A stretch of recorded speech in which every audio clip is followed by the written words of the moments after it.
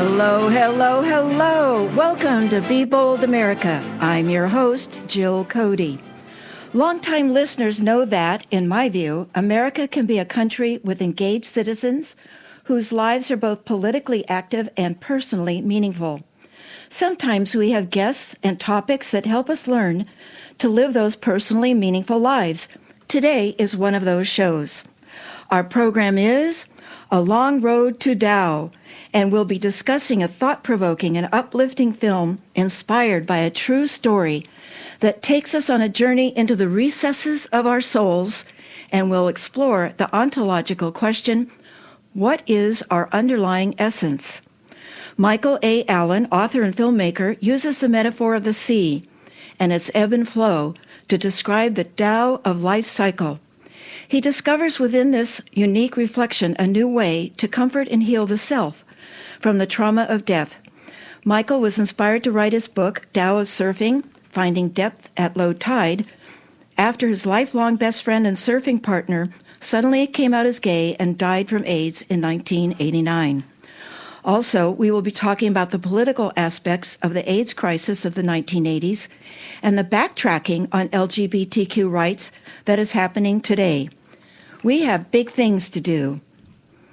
Our first guest is Michael A. Allen, who is an internationally acclaimed and Pulitzer Prize nominated author who holds a master's degree in philosophy and is certified in Asian Studies from California State University at Long Beach. He is the author of Tao of Surfing, Finding Depth at Low Tide, and he is now making a film inspired by his true story titled A Long Road to Tao. Michael, his wife, and children live on the California Central Coast. Welcome to Be Bold America, Michael. Thank you for having us here. It's my pleasure. My next guest is friend and sometimes co-host of this very show, Mike Clancy. Mike is also in the film as a first-time supporting actor. I know Mike as a frequent lecturer on the climate crisis and as a current chair of the Monterey County chapter of the Citizens Climate Lobby. Mike also serves on the question review team for the annual Leon Panetta lecture series. Welcome back to Be Bold America, Mike, as a guest this time. Thanks, Jill. It's great to be on the other side of the microphone, so to speak, as an interviewee rather than an interviewer. Thanks for having us. It's wonderful having you, too. Before we begin to discuss Michael A. Allen's brilliant book and upcoming film, I want to just take a minute and ask, how did you two meet? Well, I was auditioning for the film, and the casting director basically contacted me and said, the producer, Michael Allen, would like to talk to you. And so I said, sure, great, have him call me. And Michael called me that very evening. We had a very long discussion, and he invited me to go to lunch later that week, and we got together and found we had an awful lot in common. So that's kind of how we met. Wow, the film brought you together. Yes. Well, Michael, your book, Tao of Surfing, Finding Depth at Low Tide, was initially published by an independent book publisher and then received recognition at the Frankfurt, Germany Book Fair, where it was then picked up by a Taiwanese publisher who published it into Chinese. The book garnered critical acclaim as well as very high ratings from all the major booksellers. What inspired you to write the book, and what's the backstory behind it? Well, in life, ultimately you have to face a traumatic event, and how you deal with it can shape your entire future and those around you. You can choose to curl up into a ball, or you can choose to do something that can change people's lives in a positive manner. At the time, I had just finished my master's degree in philosophy when my best friend, who was like an older brother to me, died of AIDS. He was closeted gay, and although we surfed together throughout our lives, I had no idea that he was gay. This was something I had no idea about. But I want to say that he was just extremely sophisticated, intelligent, and he was an absolute incredible human being. But when it came time after his death, when I put his ashes into the waves, the epistemological question came to mind, what is it that makes us who we are? Obviously, the ashes alone do not make us who we are or who he was. What is our underlying essence? This is what brought me to write the book, the memoir. I needed to answer these questions. I felt that these answers were not just for me, but were for the entire world. Well, the book is very philosophical and spiritual. Can you tell us how the experience of losing your friend and writing the book took you on your own philosophical and spiritual journey? Well, naturally, A book or a memoir of this type will take you on a journey as you write and reflect on events, on the relationship, and what the book is meant to accomplish. For my bachelor's and master's degree, I had written 40 papers, including papers on Chinese philosophy, metaphysics, epistemology, and the final piece was my master's thesis, which was an East-West comparative philosophy. Prior to that, I delivered a paper on the applications of Taoism for the International Society of Chinese Philosophy conference held at the University of Hawaii. I realized that my studies in philosophy actually prepared me for this event of my friend's death. It allowed me to articulate these deep philosophical ideas and apply them to life. I knew that this book would help others in a very personal way, and I also felt that each person that would read it would be able to identify with the things that happened in their own lives. And in this sense, the book becomes a personal spiritual journey for each individual. Each person takes something unique from it that applies to themselves. It was no longer just about me and what happened in my life. Now it was relatable to everyone.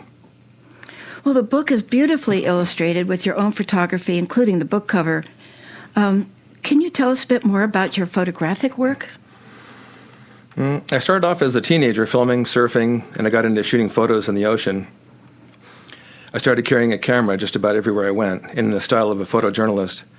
I loved to document where I was, what was happening, capturing moments in time. For Tao surfing, I knew that I wanted to add in some photography of my own to match the vivid writing style. These were all shot with a 35 millimeter film camera at the time. Now I'm a fine art, wave, and surf photographer with much more advanced equipment and even more artistic eye. But I want to say to the audience, becoming a great photographer comes with time, with experience, and with experimenting and seeing the results. You have to be an explorer in order to advance into any art form. As a result, I also shot most of the water photography for the feature film. Wow. Now, I'm going to ask for a definition here for our listeners. What is Taoism? I see it written as a T, but you like to use the D sound. Can you define Taoism for us? Yeah, Taoism is one of those things that we really define as being ineffable, meaning that you can't really put words to it to describe it.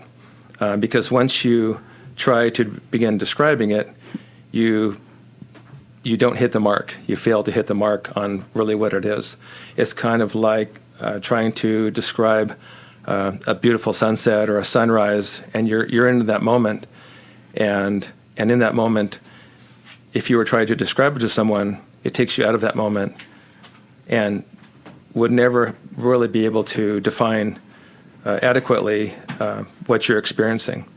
So I can say that Taoism is a Chinese philosophy, and in our film, we incorporate that into the film with nature, because it's our returning to nature or being close to nature, and yeah, the layers in the film are Taoist on many levels.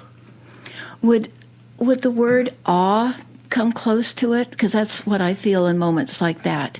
Or is it even more abstract than the word awe? Yeah, there's multiple ways that you can approach Taoism from the Tao Te Ching, and I think applying it to life is really what people need to do.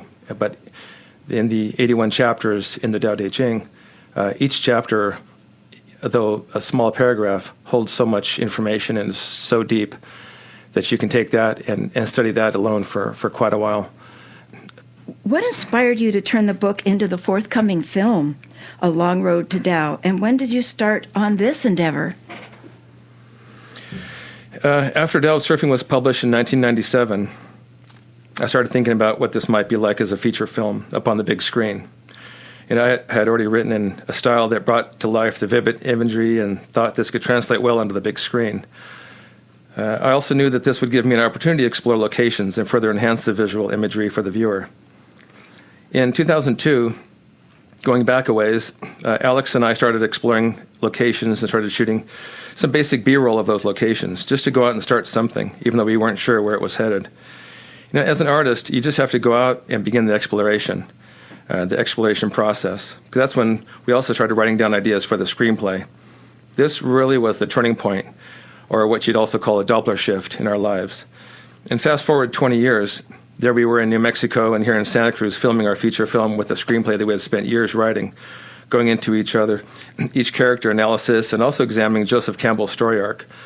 Of course, within those 20 years, there are a lot of stories and things that we were not successful at, and some things we were extremely successful at. But we learned from it all, and through this process, it made us better filmmakers.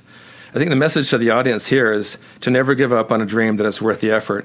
You know, we hit so many roadblocks along the way, and we never gave up. We found solutions and pressed on. Using a Taoist metaphor, this is similar to a stream gently flowing down a mountain, at times running into obstacles, but always finding a way around them. Well, you mentioned somebody, and you probably will talk about him again when we talk about the film, but you mentioned the name Alex. Right. Alex Carrig he was my co-screenwriter and also ended up directing the film. Ah, okay. And you also mentioned Doppler shift. What does that mean? The Doppler shift you can look up from it's a astrophysics term, and it's just light shifting from a distant, then altering its course through gravitational forces. So I like to use that because we know that in nature there's no straight lines, and in life is never a straight path either. There's always going to be obstacles and curves, and there's going to be roadblocks, and there's going to be places where you need to make choices on which way you're going to go, one way or the other. But sometimes there's an opportunity that presents itself, or something that you feel a need that you need to be called on, like this, and this being able to put this book to a film to be able to help the world, and having that idea. Then it was a whole shift in our lives, and it was a whole shift in thinking. And I'm hoping that the book and then the film, and I do believe it will, change people's perspectives in a positive way. You also mentioned one of my heroes, but I think since he passed away many years ago, listeners might not know who he is. Joseph Campbell. Can you tell us a little bit about Professor Joseph Campbell? Not a lot, except that he really got into telling story and understood how stories were told, and even really especially applied to film. But his philosophy was so beautifully put, and he was such a fine lecturer. And then in the story arc, we wanted to go with that. And it's very intricate. It's not an easy path to pull out a screenplay and then start assuring that you have the proper story arc and going through all this methodology. But Joseph Campbell really nailed it. And we thought, okay, we're going to adopt that into this film, and we really liked his style and his philosophical approach. Well, one thing I remember about Joseph Campbell is he studied mythology all around the world, through all sorts of cultures. And one thing that he learned was that many of the stories that cultures told themselves were from different eras, different points of time on the planet, and yet they were the same stories. And he came to the conclusion that there's some type of intelligent connection around the world, because these stories connected between cultures that had never met. So I always found that very, very exciting. I think it's well stated, because I think with the messages that we have within the book and the film, that it will resonate around the globe. Wonderful. You are listening to Be Bold America on KSQD 90.7, 89.5, and 89.7 FM. Many voices, one station. Listen globally online from the ksqd.org website. Our topic today is A Long Road to Tao, and our guests are Michael A. Allen and Mike Clancy. I'm your host, Jill Cody. Hi, I'm Tom Hartman, wishing KSQD a happy birthday and many happy returns. K-Squid is a positive and vital part of the community, bringing you Democracy Now! And the Tom Hartman program every weekday. KSQD volunteers also produce many great local programs right in Santa Cruz, keeping you informed, motivated, and entertained at 90.7 FM and ksqd.org. Many voices, one station. Happy birthday, K-Squid. Tag, you're it. What can you do to reunite this country and save our democracy? These heady issues will be discussed on KSQD 90.7 FM, Be Bold America. Be Bold America is a live, bi-weekly talk show for those who are motivated to step out of their daily routine. On Be Bold America, we will be discussing what you can keep doing, stop doing, and start doing to take action. We have big things to do. Every other Sunday at 5 p.m. on K-Squid, community radio for the Monterey Bay. We're back, and Tom Hartman mentioned birthday, and KSQD is now 5 years old. So we're having a big party on March 2nd, and I hope you can come. Check out our website. Well, would you like a friend to hear this interview? A Long Road to Tao, a thought-provoking and uplifting film inspired by a true story? Well, Be Bold America is available as a podcast on Apple, Google, Spotify, YouTube, and many more podcast platforms. Subscribe for free from your favorite podcast platform or listen on the ksqd.org website. Now, Michael, you are producer and co-screenwriter for the film. Who is your co-screenwriter? I know you mentioned him briefly again, but you can tell us a little more. And tell us about the director, too. Sure. So Alex Carrig is my co-screenwriter and director. We worked together for 20 years. This was 20 years from 2002 until we were filming. So that was same project. On the same project. Wow. So we just spent years on the film project, doing every aspect of it, from location scouting and trying to figure out how we were going to pull this off and make this feature film. But getting together and writing the screenplay was quite something in itself. But yeah, so Alex, because we worked together for 20 years, I wanted him to direct the film because I knew that he understood what the film needed more than anyone else. Even if I could have had an Oscar-winning director, they would have not known the depth of what we wanted to convey and how we wanted to convey it to our audience through this motion picture format. And I also wanted to say that we're extremely fortunate to also have on board Rick LeCompte, our editor, Leigh Gruppe, our music composer, Tom Disher for sound design, and Sherwin Lau, our colorist. Is this Alex's first time directing? He's our first-time director, yes. And he's a graduate of San Francisco State University Film Department. Ah, how wonderful. So to produce the film, you have formed a special partnership with the Creative Media Institute at New Mexico State University. Can you talk a little bit about that? Oh, yeah. It was really the genius idea of coming from Alex to contact the New Mexico State University. We had been out to southern New Mexico numerous times over the years doing location scouting with local film liaisons and had driven by the university but had never reached out to them. And Alex knew that they had a film school, and he looked up professor and director of photography Sherwin Lau, who taught film through the Creative Media Institute at NMSU.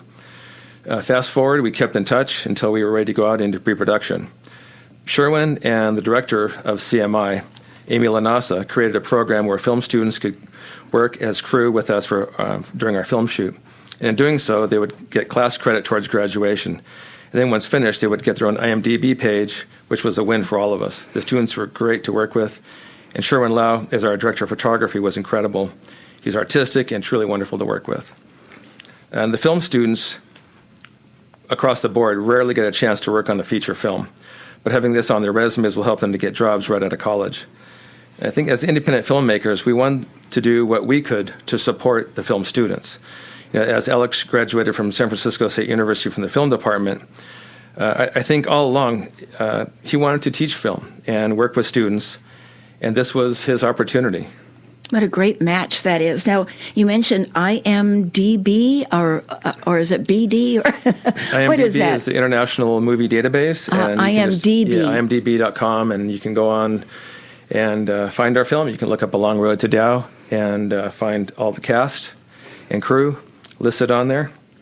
And the website is longroadtodao.film.com. And even though we're saying Dao like D-A-O, it's T-A-O. Yes. For people on the website. How did you cast for the film? Years back, when location scouting and doing some B-roll filming in northern New Mexico with cinematographer Phil Pfeiffer, who shot for Kevin Costner and Oliver Stone, we visited the Santa Fe film office and met with Jennifer Schwallenberg. She had since left that position and became a casting director. So we looked her up, and she was so extremely supportive, as she has been with us. We met her many, many years back, and she was really excited when I said, "Hey, we're gonna make the film now. We're financed. We're ready to jump into pre-production." And it seemed like all along she knew the underlying significance of what the film was meant to accomplish.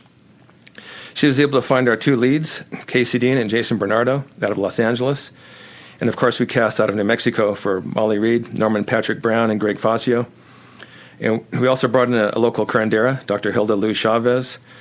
And for some parts, we wanted to get real people, not trained actors. We wanted authenticity throughout the film. And Mike Clancy, who I'm sitting next to here, is another. We cast him locally here along the Monterey Bay, and he was a longtime surfer, and it really fit the tribal elder that he was to depict.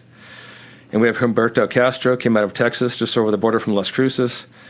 And I have to say, we were so impressed with all of the cast as Jennifer Schwallenberg sent us the reels to review. Each was amazing. We were literally blown away by the power of their performances. And I feel extremely fortunate that with this independent film, we were able to cast the talent that we did. Each one of them really went to bat to become the characters that they needed to portray. I find it amazing that each cast member in some way also had a very deep personal connection to the stories they read the script. It spoke to them. I think especially with independent film projects that are so impactful, you need to get people involved that are there for the long haul and are truly devoted to the film on multiple levels. But this, of course, takes a project that speaks for itself. I didn't want to go out and have to pitch the project to anyone. I just wanted to show people what we had and let it speak for itself. Well, since you mentioned Mike, and he's a cast member, I wanted to ask Mike, how did you go to think about applying for this? Well, yeah. What I like to tell people, I was innocently sitting at my computer one morning, and an email came into my inbox from my friend Hans Uslar, who's the city manager of Monterey. And the newsletter from the Monterey County Film Commission comes across his desk every month, and he happened to see the casting call for this film, and there was a description of the character Jerry, who was a surfer, and he said, "You could be Jerry. Why don't you audition for this?" So I said, "Yeah, why not?" So there was information there how to contact Jennifer Schwallenberg in New Mexico. So I sent her some pictures and some video clips of me surfing, and I said, "I'm interested in this part." And she got back to me immediately and said, "Okay, that's great. You could be perfect for the part. Here's what you have to do." And basically, she sent me the script for the parts that my character was in, and said, "Pick out 3 scenes and act them out in your living room, and send me the video, and we'll take it from there." So that wasn't that easy to do, being a first-time actor, and had to memorize the script lines and so forth. Set the camera up in the living room, had my wife off camera reading the other parts, and acted out 3 scenes. Sent those video clips in, and also sort of a get acquainted video, introducing myself and so forth. And pretty quickly, Michael called me, and we had lunch together, and that sort of began the process. And I took it real serious. Once I was offered the part, I started working with an acting coach in Monterey, Jeffrey Thompson, and that was very helpful. And I put a lot of effort into learning the script, learning the lines. But of course, I get to the photo shoot, and the script is changing. The script is very dynamic. Pretty much, day after day, the script was changing. So it was a real challenge, but it was an incredible experience. Everyone was so supportive of me, from Michael, Alex, Sherwin, the director of photography, Jerry Elgert Fail, who was the storyboardist. He was very helpful, and got a lot of great interaction with Casey Dean, who played the lead in the movie. Most of my scenes were with him, and he was great at coaching me. And we had a lot of interaction back and forth. He spent a lot of time going off on our own, acting out various scenes. I spent a lot of my time pacing around the parking lot, learning my lines and acting out my scenes and so forth. So it was quite an experience. Wow, because I know you as a climate activist, and all your work in Monterey with with Citizens Climate Lobby.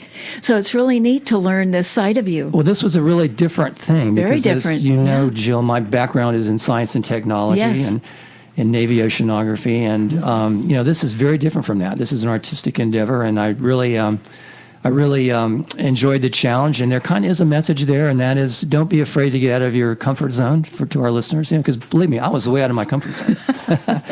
Everyone was extremely supportive.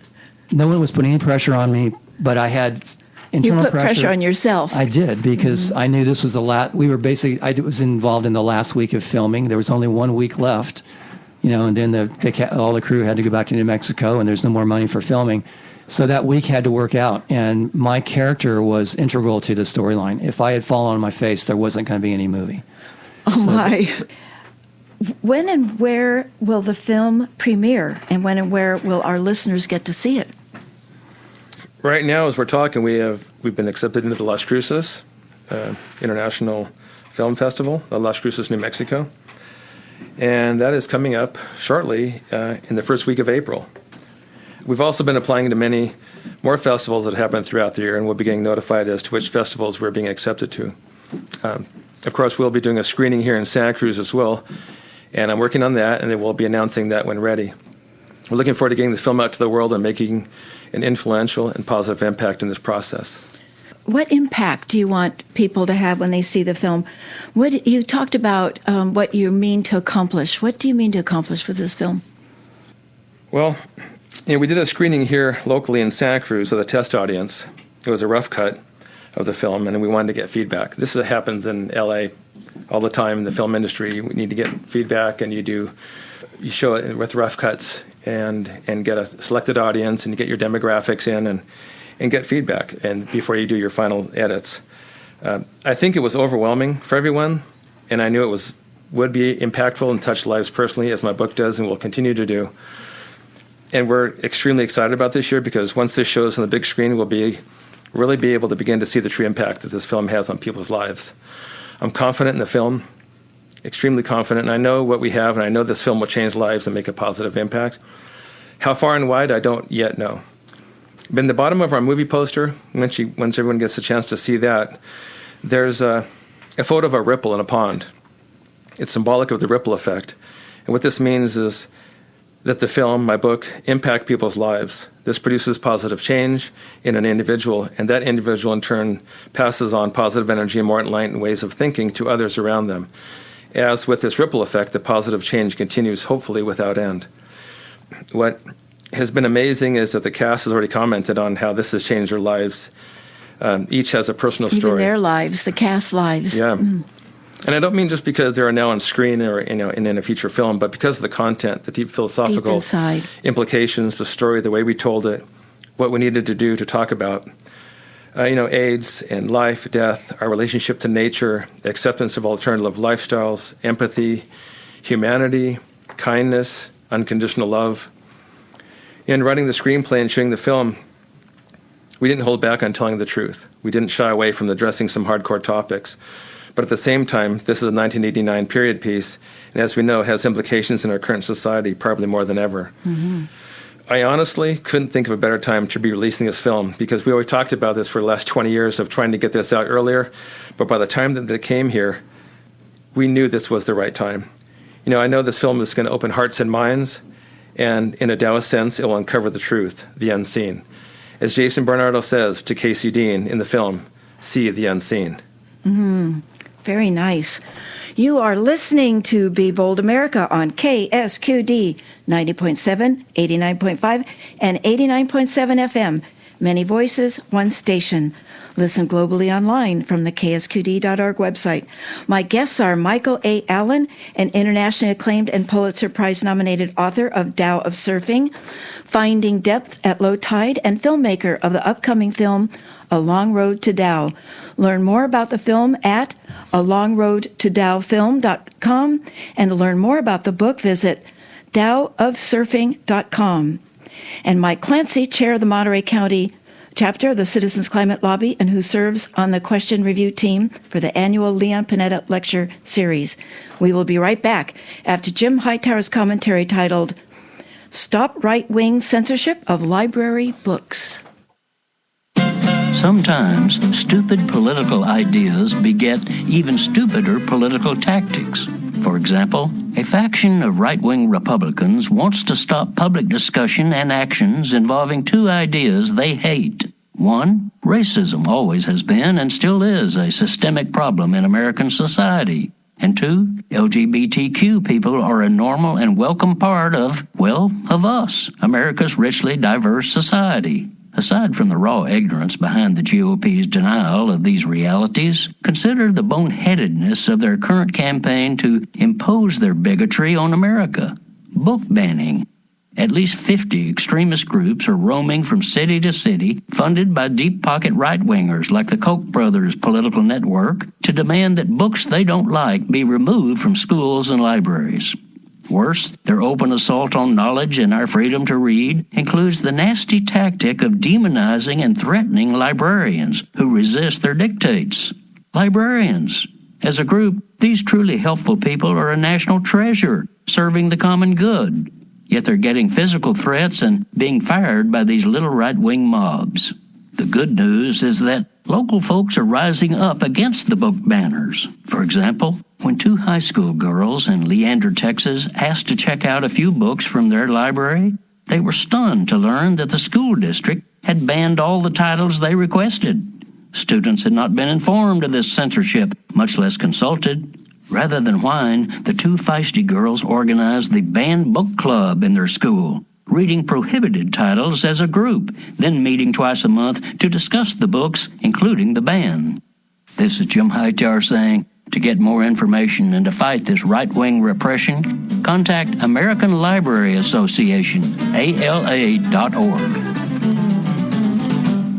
The Hightower Radio Lowdown is made possible by you lowdowners who subscribe to our monthly newsletter, The Hightower Lowdown. You know who you are. Thank you. We're back. Our topic today is A Long Road to Tao, and our guests are Michael A. Allen and Mike Clancy. And before we move on, Michael and Mike, any thoughts on Jim Hightower's commentary? Since the book banning movement not only wants to erase Black heritage, but also wants to erase LGBTQ struggles from America. Well, that's really true, Jill. And, a lot of things are happening in that arena. Started in Florida, it seems like, with the so-called Parental Rights and Education Law, also dubbed the Don't Say Gay Law, which passed in 2022. And in 2023, it was expanded to apply to all grades, from, I guess, first grade to 12th grade. And it requires instruction on what it does is it prohibits classroom instruction on sexual orientation and or gender identity and requires such instruction to be, quote, age appropriate or developmentally appropriate thereafter, and puts penalties on teachers.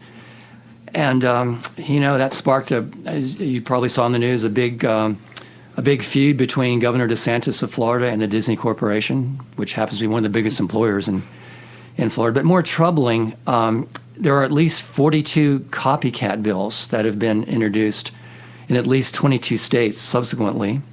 And that's pretty much what Jim Hightower was talking about, or overlaps with that. And in addition, last year, the Human Rights Campaign, which is a big LGBTQ supporting organization, declared a state of emergency for LGBTQ people in the United States for the first time following an unprecedented and dangerous spike in anti-LGBTQ legislative assaults sweeping state houses. This rollback is happening mainly at the state house level, but there's concern that it may go to the federal level as well, and we can talk about that later.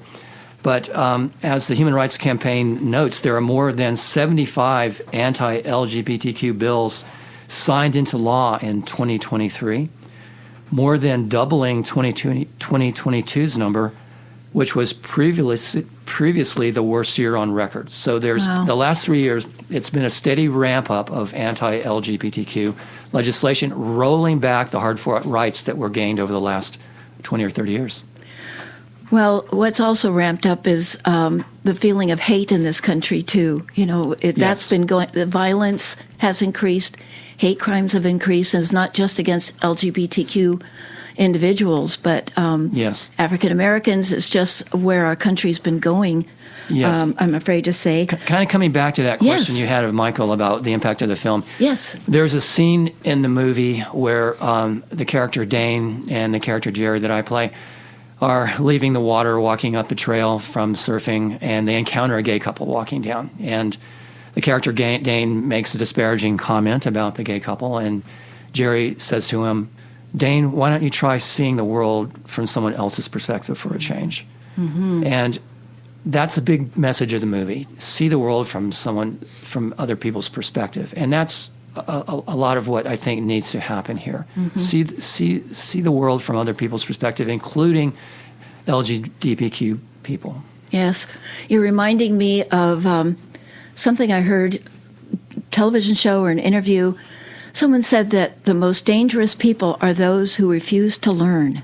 Yes, that's a good one. And I guess it could be the same as the dangerous people are those who refuse to see another's perspective. Yes, too. And I think that explains a lot of the political divide and the hatred that's existing right now in our country. Yes. That's so unfortunately. So refuse to learn, I thought that was very profound. The dangerous people are those who refuse to learn. The film's set in 1989, a time when AIDS epidemic was raging and there was no effective treatment for the disease. There's ample evidence that President Reagan did little throughout his 2 terms to get the epidemic under control. What's your perspective on that? Well, that's really true. And the fact of the matter is, at the beginning of Reagan's first term, there were 0 AIDS deaths. No one had died of AIDS. But shortly after he was inaugurated, the very first AIDS death occurred. By the end of his first term, 20,000 people had died of AIDS, and yet he had never used the word AIDS in any public utterance, no speech. The history of what went on there was the medical community begging for money to do the research, to develop the therapies and all the things that needed to be done. And of course, you would expect the federal government to be stepping up and to fund that, but they were not. The Reagan administration basically was saying, we don't need any more money on this. We've got enough money. We don't need any more money. And the Congress was essentially force-feeding them through the early 80s, force-feeding them money, whereas the administration would say, well, we don't really need that, whereas the medical community said, yes, we do need it. This is a huge, horrible problem. And quite frankly, there's no way around the interpretation that it had to do with the fact that it was affecting the gay community, and at least initially, and not the rest of the community. Reagan's Secretary of Health and Human Services, which under all the medical, which oversaw all the medical efforts of the government, made a statement which is kind of important. It kind of sets the stage there.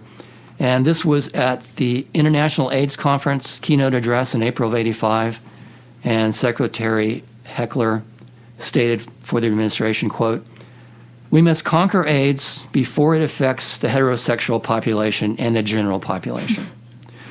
We have a very strong public interest in stopping AIDS before it spreads outside the risk groups and becomes an overwhelming problem." Wow. Well, that was a message to the gay community that you're not part of the general population, and we're not really that concerned as long as it stays within your community. And it's not an overwhelming problem as far as we're concerned, even though it was an overwhelming problem for a lot of people in our country. So, there's a lot of egregious behavior that occurred back then, and the blood industry is a big part of that. The blood industry was a big part of that. The blood industry for years in the early 80s refused to believe that HIV was transmitted through the blood supply. They had identified HIV at that point, but they knew people were dying of AIDS. And the evidence kept mounting and mounting and mounting. And some of the doctors that were involved with that were pounding the table and saying, how many people need to die? How many people need to die? Well, the fact of the matter is 12,000 people need to die, because that's how many people died from blood transfusions back in those days. And at one point, they essentially said, well, we're going to control this by having people fill out forms and exclude the high-risk groups, IV drug users and gay people and so forth. It was voluntary. And at that point, they finally admitted, yes, it can be transmitted through the blood supply, but it's a 1 in a million chance that you're going to get it, when in fact it was 1 in 500. Oh, my. 1 in 500. And, my wife was an ER nurse back then in the Central California area. And she had many AIDS patients in the early 80s. And she had a number of patients who were hemophiliacs die of AIDS. In one case, it was a family of brothers, and they all died. And that's because, the virus was being transmitted through the blood supply, which is really unfortunate. But essentially, the Reagan administration was refusing to put money against this. And in the early days of the crisis, the early 80s, if you calculated how much money was spent by the government, by the Reagan administration, per AIDS death, compared that with how much money was spent in a few years prior per Legionnaire's death. You remember Legionnaire's Yes. outbreak? It was about 1/4. So a cynic could say, well, the administration was valuing gay people's lives 1/4 that of a member of the American Legion, that kind of thing. So that was sort of the first 4 years of the Reagan administration. Things sort of changed when Rock Hudson died. Yes, I remember that. Yes, that was a big event, and that was a turning point. That was 1985. And, Rock Hudson was a good friend of Ronald Reagan and Nancy Reagan. And, of course, America saw Rock Hudson as a macho, man's man. But, in fact, it was well known in Hollywood that he was gay. But the general population didn't know that. And when that came out, I think that changed a lot of people's perspective. And then, of course, when Magic Johnson, basketball player, became HIV positive in 1991, that was also, I think, a big watershed event in the whole thing. But the fact of the matter is, it's inescapable that the disease was not treated with the amount of effort that should have gone against it in the early 80s, even up through the mid 80s, because it was thought to be, quote unquote, a gay disease, a gay plague. They referred to it as the gay plague, in marked difference to how the Europeans approached it, particularly the French. The French were the first to isolate HIV.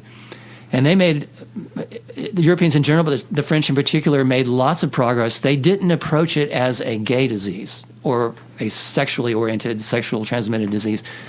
They approached it as a disease. It's an infectious disease, and if that disease gets in your body, it doesn't care what your sexual orientation is. It's going to kill you unless we can figure this out. So, the way it was approached in the early 80s, I think, was unfortunate. There's a lot of blame to go around, including owners of the gay bathhouses in New York, in San Francisco, and Los Angeles. They refused to close those bathhouses down for years, even though the evidence was growing that it was a transmissible disease and it was being transmitted through the kinds of things that took place there. Much of the medical community, I hate to say it, particularly in this country, there was so much jealousy, and people had their eyes focused on winning a Nobel Prize. Never mind all these people that are dying. We just want to be the first to win this Nobel Prize, so we're not going to collaborate with this group over here because we want to keep all the information here, and we're not going to give them the stuff we need.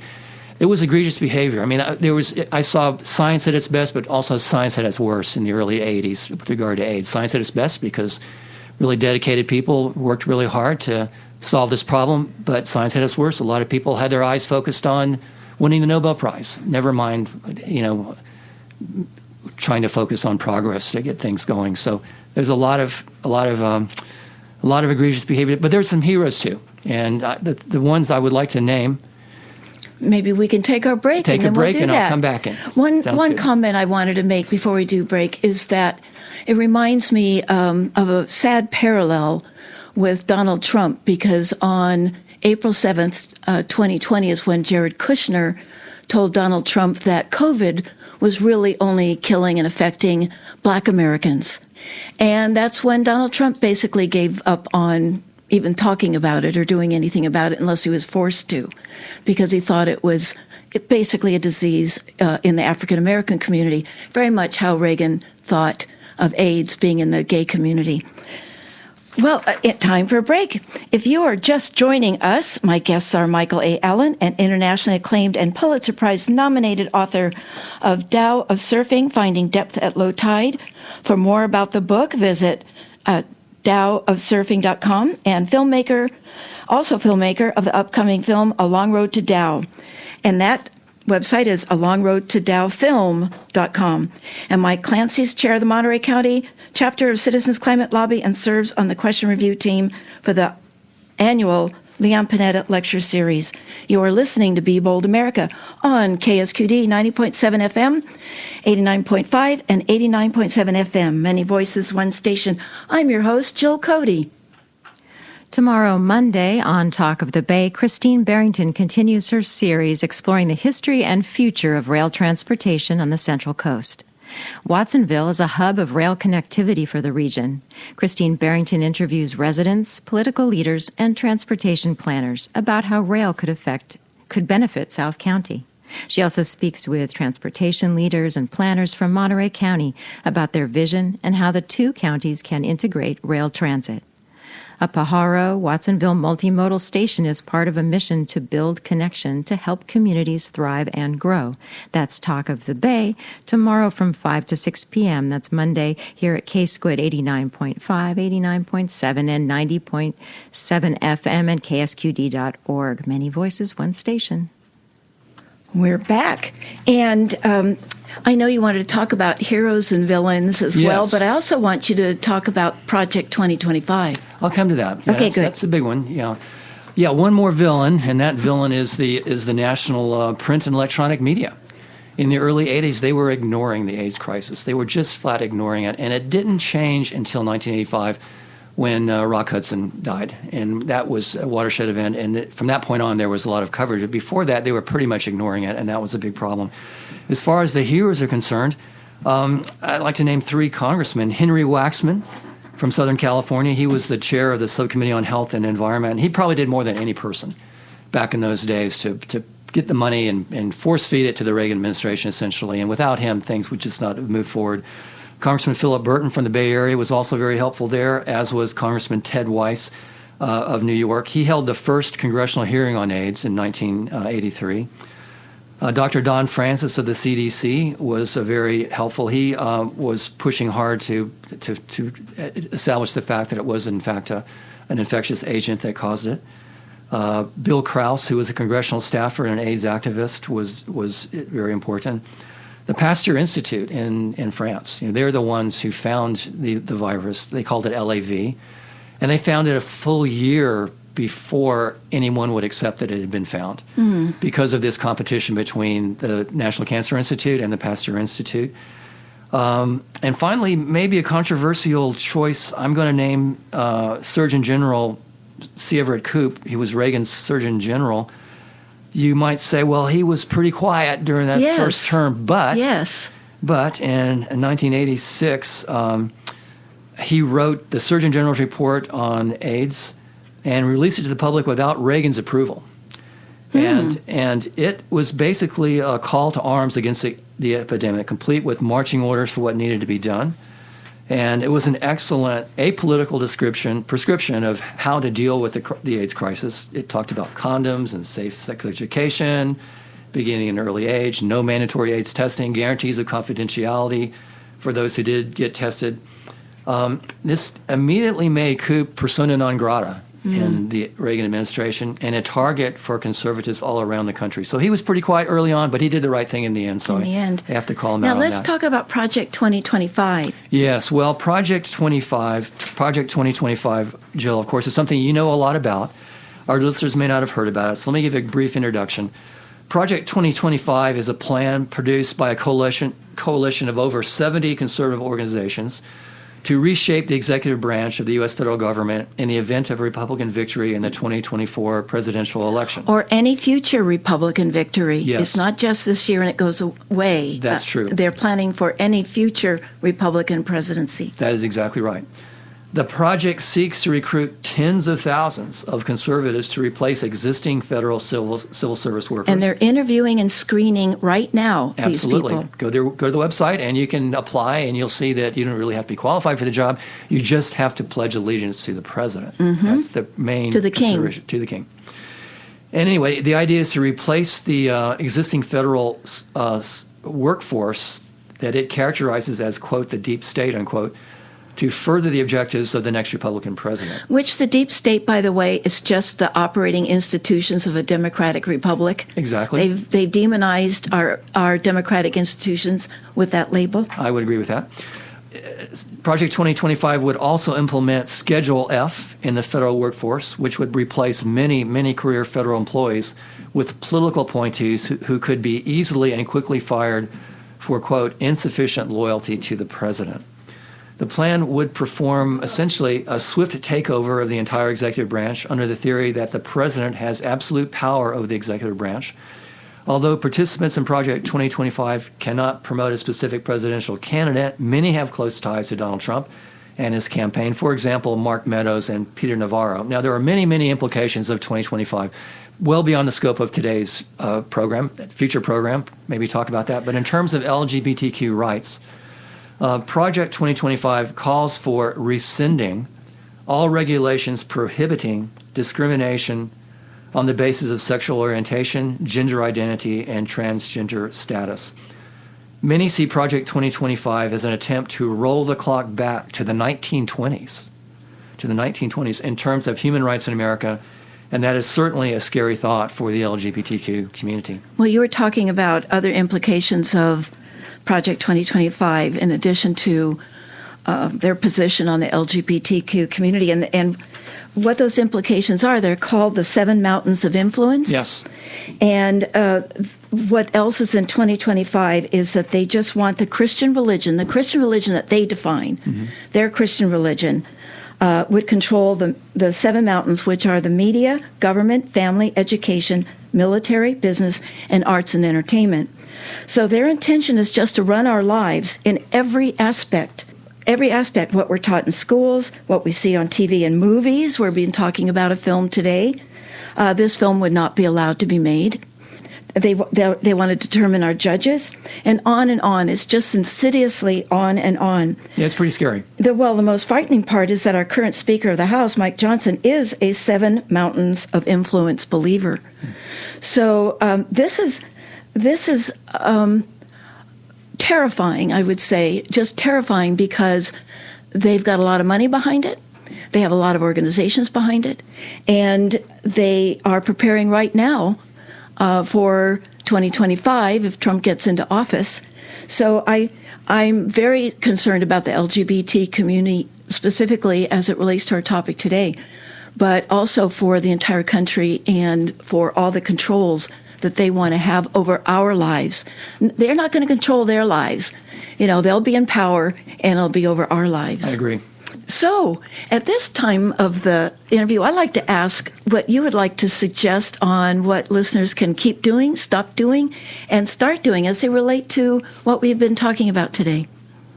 I'll go first, I guess. Okay, Mike. Well, I say to our listeners, keep believing in our country, in our democracy, and in the dignity and worth of all people.